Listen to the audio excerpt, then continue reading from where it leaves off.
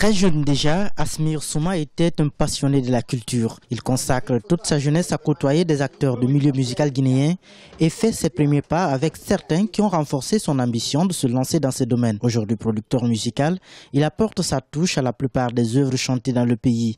Son studio, bien que modeste et situé en banlieue de la capitale guinéenne, est un havre d'espoir pour plusieurs chanteurs du pays. Pour Asmir, l'objectif est d'aider le maximum de jeunes à faire leur premier pas dans la musique et faire carrière dans le futur. Cela fait quelque chose de 20 ans que je suis un peu dans le milieu. Au moment qu'on faisait le hip-hop, dans les temps, il n'y avait qu'un seul studio. Et cela, moi, m'a motivé. J'ai dit, moi, je veux devenir un jour ingénieur de son. J'ai bâti un premier studio que j'avais appelé Def Sound Records. Ça, c'était à Kipé. Donc, ce studio a duré, je pense, quelque chose de 2 ans.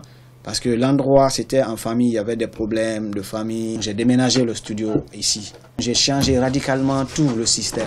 J'ai dit maintenant, on va faire ce nom, on va le nommer Studio Nab Records.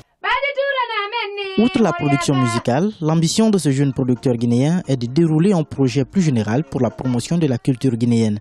Ce dernier s'articule notamment autour de la reconnaissance du talent artistique guinéen et de la rémunération correcte des œuvres musicales aux ayants droit. Le programme intitulé SOS Culture prend en compte l'ensemble des difficultés que rencontrent les musiciens du pays afin d'y apporter des propositions concrètes capables de mieux valoriser les œuvres des artistes chanteurs. Imaginez, les gens ils chantent en Guinée, le droit d'auteur, il y a un problème. Ils vont faire leur musique, les radios font passer la musique en boucle, les télés font passer les trucs en boucle, les boîtes de nuit font passer les musiques en boucle. C'est-à-dire par finir l'artiste, on l'entend un peu partout dans la ville et même à l'extérieur, mais cet artiste ne bénéficie absolument rien de son œuvre. Ça, c'est dû à ces genres de facteurs que nous sommes levés. On s'est dit non, il faut qu'on essaie d'aider nos frères. Entre ses débuts en production musicale et son niveau actuel dans ce domaine, Asmir a fait des pas et entend encore aller loin.